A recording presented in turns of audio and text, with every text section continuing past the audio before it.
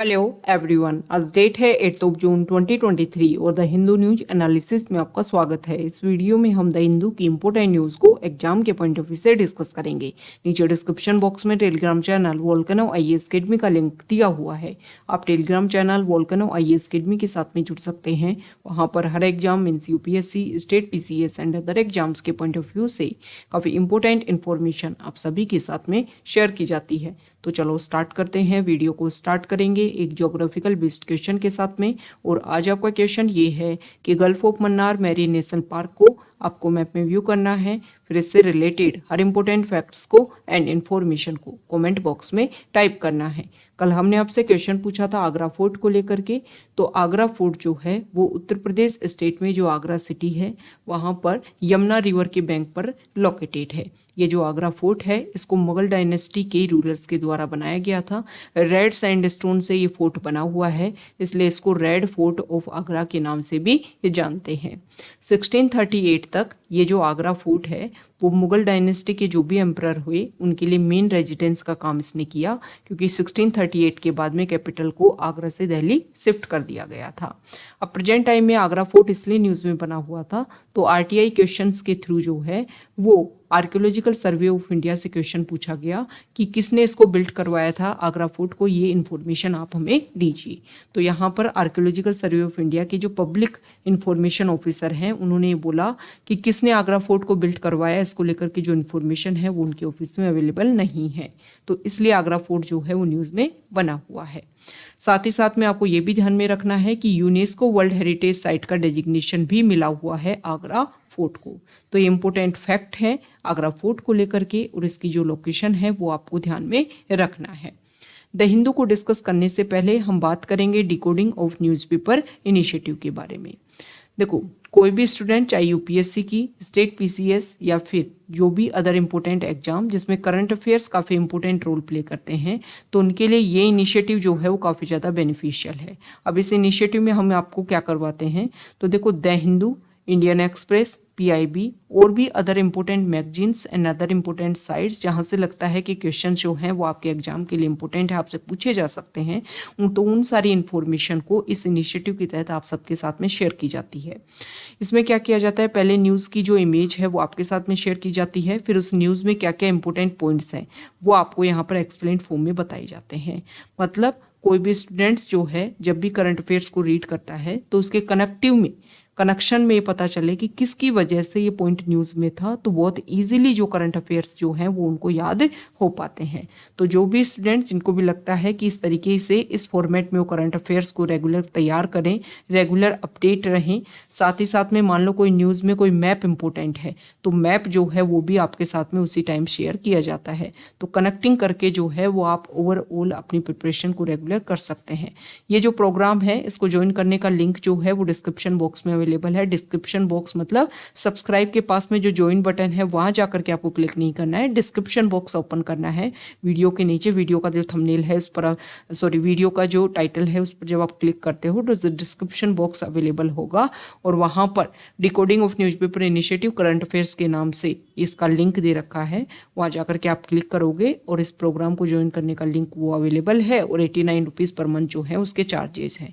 ऐसा मैं आपको क्यों बता रही हूँ, क्योंकि बहुत सारे स्टूडेंट्स ने ज्वाइन बटन को जो है वो ज्वाइन कर लिया है और डिस्क्रिप्शन बॉक्स में जो लिंक अवेलेबल है वहाँ लिंक पर क्लिक ना करके वहाँ से ज्वाइन नहीं किया है। ओके, तो आगे से आपको ध्यान में रखना है, जो भी स्टूडेंट्स ने ज्वाइन बटन को क्लिक किया है आगे से वो लिंक पर ही अवेलेबल है ये जो भी इनिशिएटिव का। और नेक्स्ट मंथ से जिन भी स्टूडेंट्स ने इस मंथ इस तरीके से ज्वाइन किया है वो नेक्स्ट मंथ से इसके लिंक के थ्रू ही इसको ज्वाइन करें।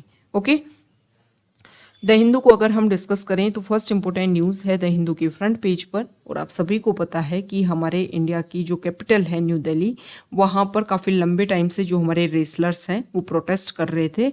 और प्रोटेस्ट करने का बेसिक रीजन क्या था कि रेसलिंग फेडरेशन ऑफ इंडिया के जो चीफ हैं ब्रिजभूषण शरण सिंह, उनके ऊपर जो है वो एलिगेशन लगे थे सेक्सुअल हैरेसमेंट की। तो यहाँ पर रेसलर्स डिमांड कर रहे थे कि इसकी प्रोब की जाए, एग्जामिन किया जाए और इसमें जो भी इशू है उनका सॉल्यूशन जो है वो दिया जाए। अब यहाँ पर सेंट्रल गवर्नमेंट के जो मिनिस्टर है sports minister, union minister for sports Anurag Thakur, उन्होंने मुलाकात की है, मीटिंग की है और उन्होंने एश्योर किया है कि जो भी इशू है उसका सॉल्यूशन देखने को मिलेगा, बस आप अपना प्रोटेस्ट जो है वो ख़त्म कीजिए। तो यहाँ पर जो रेसलर्स हैं उन्होंने 15 जून तक अपना जो रेसलर्स है अपना जो प्रोटेस्ट है उसके ऊपर रोक लगाती है। हालांकि उसके बाद में अगर काम नहीं हुआ और उनको नहीं लगा कि प्रॉपर तरीके से इशू को सॉल्व किया जा रहा है तो दोबारा से प्रोटेस्ट स्टार्ट कर सकते हैं। ओके, तो यहाँ पर हमारे लिए इम्पोर्टेंट है WFI sorry, wrestling federation of India. Wrestling federation of India जो है वो हमारे इंडिया में रेसलिंग के लिए गवर्निंग बॉडी है। ओके, 1958 में न्यू दिल्ली में जो है वो रेसलिंग फेडरेशन ऑफ इंडिया को एस्टेब्लिश किया गया था और इसका मेन काम ये है कि जो भी हमारे इंडिया में रेसलर्स हैं उन सबको ओलंपिक, एशियन गेम्स, इसके अलावा national wrestling championship, world wrestling championship जो है उन सब के लिए जो हमारे रेसलर्स हैं इनको प्रमोट करना। ओके, देखो हमारे इंडिया में जो सेक्सुअल हेरसमेंट है इन सब को लेकर के कुछ गवर्नमेंट ने कुछ इनिशिएटिव, कुछ टाइम टू टाइम अलग अलग एक्ट लेकर के आए। देखो 2012 में निर्भया कांड हुआ और निर्भया कांड के बाद में जो है वो सेक्सुअल हेरसमेंट को लेकर के गवर्नमेंट ने स्ट्रिक्ट रूल्स एंड रेगुलेशन के ऊपर काम किया। ओके, तो इसको लेकर के 2013 में sexual harassment of women at work place एक एक्ट लेकर के आए। इसके अलावा protection of women from sexual harassment ये एक्ट लेकर के आए जिसको पोश एक्ट के नाम से भी जानते हैं 2013 में। इसके अलावा नेशनल कमीशन फॉर वीमेन जो है वो भी काम करता है इन सारे इश्यूज के खिलाफ में। और पोक्सो एक्ट तो आप सभी को पता है 2012 का एक्ट है। तो ये कुछ बेसिक सेफगार्ड हैं सेक्सुअल हेरसमेंट को रोकने के लिए। ओके, नेक्स्ट इंपॉर्टेंट आर्टिकल है, देखो इस तरीके का जो इशू है जो स्पोर्ट्स में जो सेक्सुअल हेरसमेंट की जो एलिगेशन लगते हैं वो ऐसा नहीं है कि इंडिया में इशू देखने को मिलते हैं, अदर कंट्रीज में भी इस तरीके के इशू देखने को मिलते हैं। जैसे कि 2021 में जर्मनी में जब इलेक्शन हो रहे थे तो उनके पोल में इलेक्शन के टाइम में एक मेन इशू ये रखा जा रहा था कि स्पोर्ट्स में जो अब्यूज़ है उसको ख़त्म किया जाए। इसको लेकर के फिर वहाँ की जो फेडरल पार्लियामेंट है उन्होंने स्पोर्ट्स कमेटी जो है वो बनाई और इस कमेटी ने इमोशनल, फिजिकल और सेक्सुअल जो वायलेंस है स्पोर्ट्स में उनको रिकॉग्नाइज भी किया। ओके, तो अगर हमारे इंडिया के लेवल पर अगर हम बात करें तो 2010 से 2020 के बीच में 2010 से 2020 के बीच में आरटीआई के थ्रू ये इंफॉर्मेशन निकाली गई है राइट टू इंफॉर्मेशन के तहत कि sports authority of India Sai जो है इसके खिलाफ में 45 कंप्लेंट आई हैं सेक्सुअल हेरसमेंट की और 45 में से 29 कंप्लेंट जो हैं वो कोच के खिलाफ में देखने को मिली है। तो ये चीज़ें हमें शो करती हैं कि अभी भी जेंडर इक्वलिटी जो है वो काफ़ी ज़्यादा कम है और इसके लिए हमें अवेयरनेस फैलानी होगी। जो हमारे रूल्स एंड रेगुलेशंस हैं उनको काफ़ी स्ट्रिक्ट लेवल पर हमें इम्प्लीमेंट करना होगा, तभी जाकर के इन इशू को जो है वो हम टैकल कर सकते हैं। नेक्स्ट जो आर्टिकल है यहाँ देखिए, देखो गवर्नमेंट ने जो है वो खरीफ क्रॉप जो है उनकी एमएसपी को हाइक किया है और फार्मर्स जो हैं वो तो खैर बहुत ज़्यादा की डिमांड कर रहे थे लेकिन गवर्नमेंट ने कुछ हाइक यहाँ पर किया है। एक जो है वो गवर्नमेंट ने जो मानसून के टाइम में जो राइस जो है उगाए जाते हैं उनकी जो प्राइस है उसको हाइक किया है। तो मतलब यहाँ पर बताया गया है कि मानसून टाइम के जो क्या है राइस है, मतलब इससे पता चलता है कि राइस जो है वो अलग अलग टाइम पे उगाए जा सकते हैं, सिर्फ मानसून के टाइम जो है वो ही नहीं उगाया जाता है। तो इस तरीके से जब आप न्यूज़ को अच्छे से पढ़ते हो तो बहुत सारी बेसिक चीज़ें जो हैं वो आपकी क्लियर होती हैं। एमएसपी मिनिमम सपोर्ट प्राइस, इसमें गवर्नमेंट जो है वो फार्मर्स को मिनिमम सपोर्ट प्राइस एक प्राइस डिसाइड किया जाता है, वो प्राइस देती है और उसके बदले में जो प्रोडक्शन है उनका वो उनसे खरीदती है। यहाँ पर बात किया गया है cabinet committee on economic affairs, CCEA क्या है, इसको हमारे प्राइम मिनिस्टर जो हैं उन्होंने इसको चेयरमैनशिप दी। तो देखो सबसे पहले तो हम बात करेंगे कि व्हाट इज़ खरीफ क्रॉप। देखो खरीफ क्रॉप जो है, खरीफ क्रॉप ओके, खरीफ क्रॉप जो है इसको मानसून क्रॉप के नाम से भी जानते हैं, ऑटम क्रॉप के नाम से भी जानते हैं। मेनली जून टू नवंबर के टाइम में जो क्रॉप उगाई जाती है उसको खरीफ क्रॉप बुलाया जाता है। मेन इसमें मतलब खरीफ क्रॉप के टाइम में मेनली जो उगाया जाता है वो बाजरा होता है। अगर हम वेस्टर्न राजस्थान की बात करें यहाँ पर बाजरा जो है उसके ऊपर काफ़ी ज़्यादा फोकस किया जाता है। ओके, देखो आप इस तरीके से याद कर सकते हो, बाजरा तीन जो लेटर हैं उनसे मिलकर के बना है, तीन अक्षरों से मिलकर के बना है। तो खरीफ जो है वो भी तीन अक्षरों से मिलकर के बना है, तो इस तरीके से रिलेट कर सकते हो। रबी क्रॉप जो है वो भी दो लेटर से मिलकर के बना हुआ है, दो अक्षरों से। ओके। और जो रबी में मेन क्रॉप कौन सी उगाई जाती है, गेहूं, वो भी दो से मिलकर के बना हुआ है। तो इस तरीके से आप रिलेट कर सकते हो कि खरीफ क्रॉप कब उगाई जाती है, रबी क्रॉप कब उगाई जाती है। दूसरा यहाँ पर बात की गई है CCEA के बारे में। What is CCEA? देखो CCEA जो है वो एक कैबिनेट कमेटी है। ओके। कैबिनेट कमेटी जो है वो हमारे कॉन्स्टिट्यूशन का आर्टिकल 77 सब क्लोज 3 जो है वो पावर देता है इनके फॉर्मेशन के लिए। तो हमारे इंडिया में जो है वो अलग अलग कैबिनेट स्टैंडिंग कमेटी बनाई गई हैं, जिसमें से एक है CCEA। CCEA क्या है? Cabinet committee on economic affairs. Maximum जो हमारी कैबिनेट कमेटीज जो हैं उनको हमारे जो प्राइम मिनिस्टर हैं वो चेयरमैनशिप करते हैं। और प्राइम मिनिस्टर जो है वो कितनी कैबिनेट कमेटीज जो हैं वो बढ़ाई जा सकती हैं, कितनी सब्सट्रैक्ट की जा सकती है इनकी संख्या को, ये उनके पास में पावर है। ओके। अब ये जो कैबिनेट कमेटीज क्या होती हैं, देखो कैबिनेट कमेटी जो है वो एक्स्ट्रा कॉन्स्टिट्यूशनल होती हैं। मतलब जो हमारा कॉन्स्टिट्यूशन है उनमें कॉन्स्टिट्यूशन में इन कैबिनेट कमेटीज के बारे में बताया नहीं हुआ है।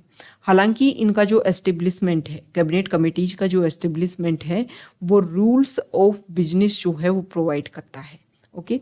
हमारे इंडिया में जो एग्जीक्यूटिव काम करती है वो किसके अंडर करती है? Government of India transaction of business rules 1961 के अंडर। ओके।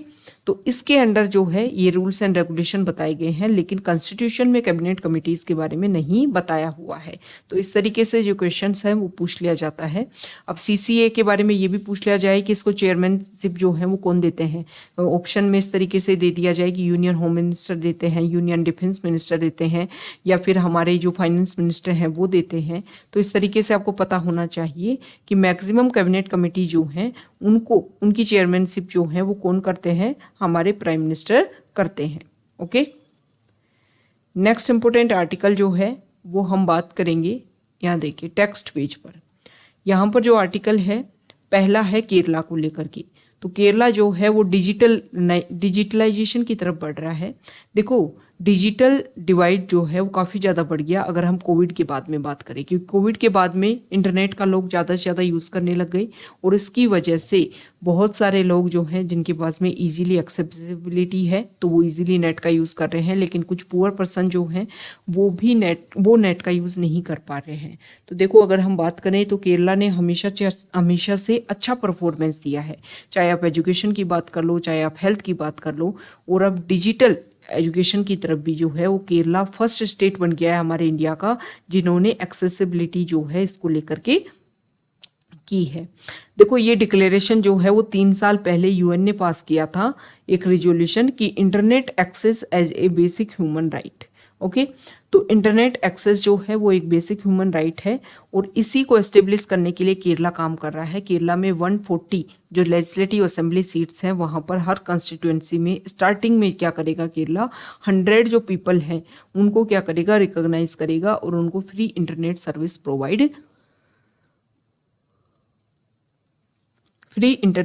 प्रोवाइड जो है उनको किया जाएगा। ओके।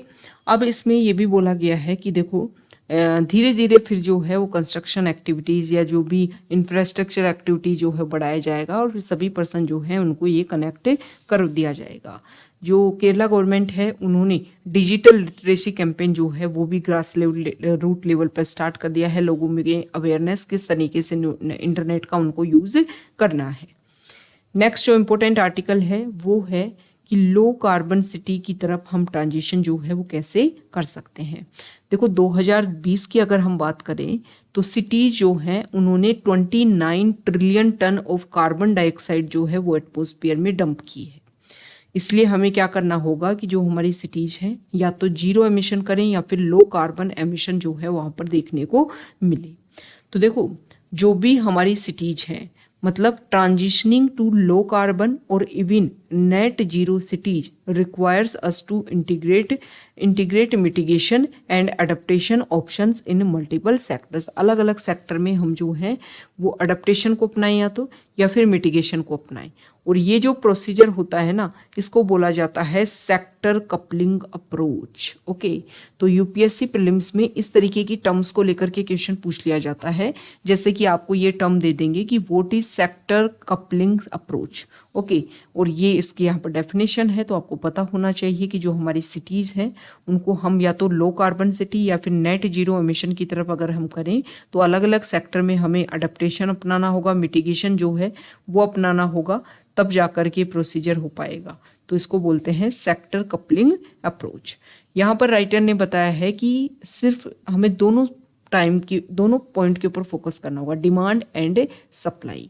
ओके, हम क्या सप्लाई कर रहे हैं, डिमांड किस तरीके से हो रही है, मतलब प्रोड्यूसर और कस्टमर दोनों जो है सिटी में रहने वाले और जो गवर्नमेंट जो है वो दोनों अपने लेवल पर काम करें। यहाँ पर बताया गया है कि हमें हर सेक्टर में, जैसे कि यहाँ पर 2 पॉइंट भी डिसाइड किए गए हैं कि वो सिटी जो पहले से डेवलप है, पहले से एस्टेब्लिश है, तो वहाँ पर अलग लेवल पर हमें ग्रास रूट लेवल पर इम्प्लीमेंटेशन करना होगा। और वो सिटीज़ जो अब बसाई जाने वाली हैं, तो उन सिटीज़ में तो देखो जो अब एस्टेब्लिश की जाएंगी वहाँ पर ईजीली जो है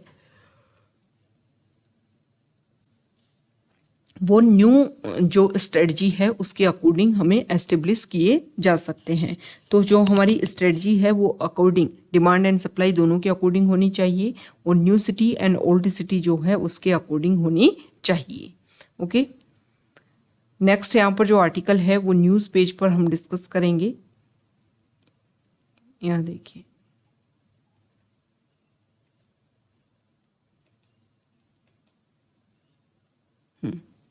देखो सेंट्रल गवर्नमेंट ने क्या किया, कुछ टाइम पहले ही सेंट्रल गवर्नमेंट ने बोला कि जो भी सोशल मीडिया प्लेटफॉर्म्स हैं जहां पर भी अगर कोई भी इंफॉर्मेशन गवर्नमेंट को लेकर के आती है, तो गवर्नमेंट ने क्या किया, आईटी रूल्स में चेंज किया, अमेंडमेंट किया, और ये बोला कि हम एक फैक्ट चेकिंग यूनिट लेकर के आएंगे। ये फैक्ट चेकिंग यूनिट जो है वो गवर्नमेंट के खिलाफ में कोई भी स्टेटमेंट अगर देखने को मिलता है तो उन फैक्ट्स को हम रिव्यू करेंगे, और उन फैक्ट्स में अगर हमें लगता है कि ये गवर्नमेंट के खिलाफ में गलत चीज़ें हैं तो हम बोलेंगे सोशल मीडिया प्लेटफॉर्म्स को कि इनको आप हटा दीजिए। तो इन अमेंडमेंट्स को लेकर के पिटीशन डाली गई जुडिशरी में, और अब यहाँ पर जो देखिए बॉम्बे हाई कोर्ट को जो है वो फिर जो इस पिटीशन को लेकर के जब सुनवाई की गई तो बॉम्बे हाई कोर्ट को जो सेंट्रल गवर्नमेंट है उन्होंने बोला है कि 10 जुलाई तक वो फैक्ट चेकिंग यूनिट को लेकर के अभी नोटिफिकेशन नहीं ला रहे हैं। लेकिन देखो जो भी एक तरीके से एक्टिविस्ट हैं उनका ये मानना है कि इन सब की वजह से जो आर्बिट्रेरीनेस है गवर्नमेंट की वो और ज़्यादा इंक्रीज हो जाएगी, फ्रीडम ऑफ स्पीच जो है उसके ऊपर और स्ट्रिक्ट रूल्स एंड रेगुलेशन जो है वो इम्प्लीमेंट हो जाएंगी। नेक्स्ट जो आर्टिकल है वो फॉरेन पेज पर है, और हमने कल भी डिस्कस किया था कि यूक्रेन का जो खिरसोन रीजन है वहाँ पर बनाया गया है एक डैम, निप्रो रिवर, या जिसको नाइपर रिवर के नाम से भी जानते हैं। और ये नाइपर निप्रो रिवर जो है वो यूक्रेन की लॉन्गेस्ट रिवर है, और वहाँ पर एक डैम बनाया गया था जिसके ऊपर अटैक, यूक्रेन बोल रहा है कि रशिया ने अटैक किया है, रशिया ने बोला है कि यूक्रेन ने अटैक किया है। तो वहाँ पर डैम जो है वो डिमोलिश हो गया है, और जब डैम में डिमोलिश होने की वजह से उसका जो वाटर है वो नीचे रहने वाले जो एरिया है वहाँ पर स्प्रेड हो गया है, फ्लड जैसी सिचुएशन क्रिएट हो गई है। साथ ही साथ में जेफ्रोफिजिया जो न्यूक्लियर पावर प्लांट है वहाँ का कूलिंग सेक्टर जो है वो भी इससे इफेक्ट हो सकता है, जिसमें इशू जो है वो क्रिएट हो सकते हैं। तो हमारे लिए मैप जो है वो इम्पोर्टेंट हो जाता है। देखो ये यूक्रेन है, इसका ये जो रीजन है वो कन्फ्लिक्टेड जोन है। यहाँ पर अगर हम ये लाइनिंग वाला रीजन देखें तो इसको रशिया ने अपने अंडर कर लिया है। ये मरियापोल रीजन है, ये खिरसोन रीजन है, और ये है निप्रो रिवर जिसको नाइपर रिवर के नाम से भी जानते हैं। इसका ओरिजिन होता है रशिया से, उसके बाद में बेलारूस और यूक्रेन फ्लो करती हुई लास्ट में ब्लैक सी में अपने आप को मर्ज करती है। तो यहाँ पर इसके ऊपर जो है वो डैम का कंस्ट्रक्शन किया गया है, और डैम जो है वो टूट गया है। अटैक जब हुआ तो उसकी दीवार टूट गई है, जिसकी वजह से फ्लड जैसी सिचुएशन जो है वो क्रिएट हो गई है। देखो ये अगर हम बात करें तो जपोरिजिया जो रीजन है वो यहाँ पर लोकेटेड है। ओके, तो मैप को लेकर के कौन सा एरिया किसके बीच में कन्फ्लिक्टेड है ये आपको क्लियरली पता होना चाहिए। नाटो ऑर्गेनाइजेशन जो है वो फर्स्ट अपना एयर डिप्लॉयमेंट एक्सरसाइज कर रहा है। बहुत सारे अलग अलग कंट्री जो हैं वो इसमें पार्टिसिपेट करेंगे। सबसे ज़्यादा ट्रूप्स जो हैं, सबसे ज़्यादा एयर डिफेंस वेपन जो हैं वो देखने को मिलेंगे यूएस की तरफ से। ओके, तो ये आज का हमारा द हिंदू न्यूज़पेपर का डिस्कशन था। अगर आप यहाँ तक आए हैं, वीडियो आपको अच्छा लगा है तो प्लीज़ वीडियो को लाइक कर दीजिए, शेयर कर दीजिए और चैनल को सब्सक्राइब कर दीजिए। Okay, thank you.